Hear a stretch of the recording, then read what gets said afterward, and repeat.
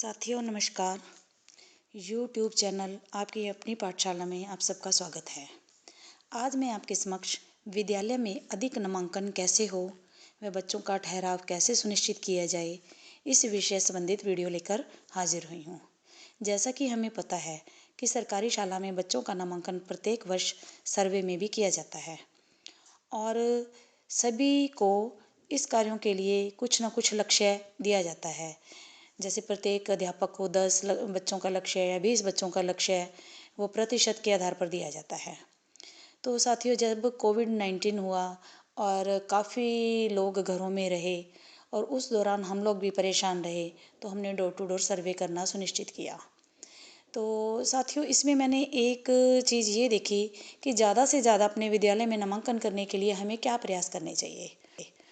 तो इसमें जो मैंने देखा कि मुझे इसके नामांकन के साथ कैसे कार्य करना है, तो मैंने एक अपनी रूपरेखा बनाई।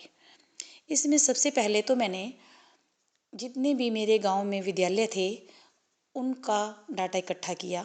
कौन सा विद्यालय 5वीं तक है, कौन सा 8वीं तक है या कौन सा 10वीं के बाद उनके बच्चे कहीं और जाते हैं। फिर उन बच्चों के वहाँ के अध्यापकों से, वहाँ के परिवारों से मिलके उन बच्चों के नामांकन इकट्ठे किए। जैसे ही परीक्षाएं समाप्त हुई, कोविड का काल ख़त्म हुआ, तो बच्चों ने तो विद्यालय में आना ही था।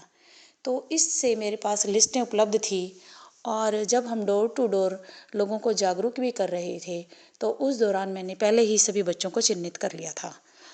जो बच्चे 5वीं पास विद्यालय से होकर जा रहे थे, उन सभी बच्चों की मैंने लिस्ट इकट्ठी की और अपने विद्यालय में उनका नामांकन सुनिश्चित किया।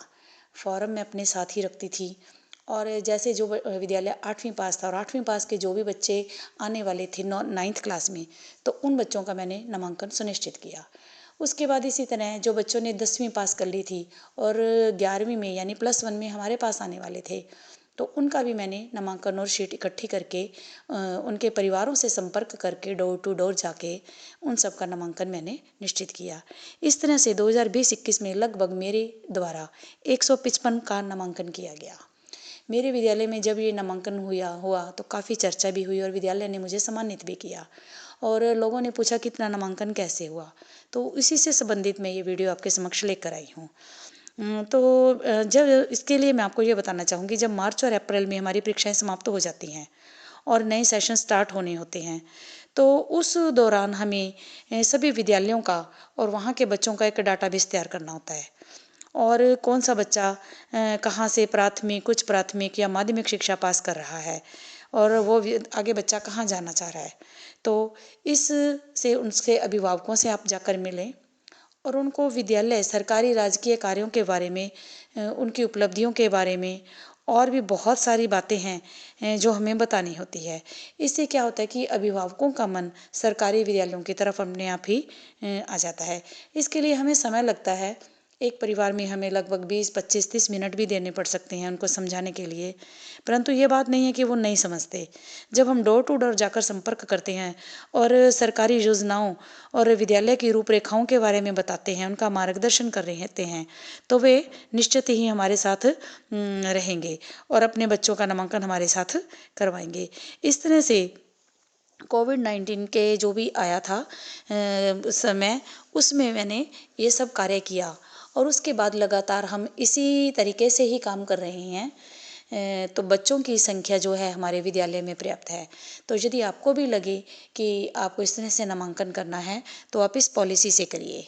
और दूसरा टिप्स इसमें मैं ये देना चाहूँगी कि जो भी आपके विद्यालय की सह शैक्षणिक गतिविधियाँ हैं या जो भी उपलब्धियाँ हैं, वो भी अभिभावकों के साथ ज़रूर शेयर करें और उनको बताएं, अपने विद्यालय का रिजल्ट बताएं, अपनी गतिविधियां बताएं, जो भी बच्चे आगे बढ़े हैं उनके बारे में बताएं, ताकि उनके अंदर एक जागरूक शख्स जाग सके और वो अपने सही निर्णय ले सकें।